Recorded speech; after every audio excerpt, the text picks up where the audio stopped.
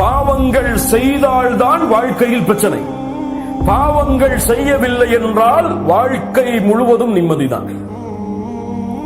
எப்போ வாழ்க்கையில கவலை வரும், எப்ப கஷ்டம் வரும், எப்போ தேடுதல் வரும், எப்போது பயம் வரும்?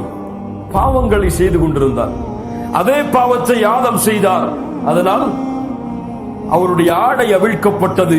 மறைப்பதற்காக அவர்களும் அவர்களுடைய மனைவியும் இலை தலைகளை தேடி அறைந்தார்கள். அல்லாஹ் அழைத்தார், வநாதாஹுமா ரப்புஹுமா. அழைத்தால், நான் சொல்லவில்லையா அந்த மரத்தை நீங்கள் நெருங்காதீர்கள் என்று? ஷைத்தான் தெளிவான எதிரி என்பதை உங்களுக்கு நான் அறிவிக்கவில்லையா?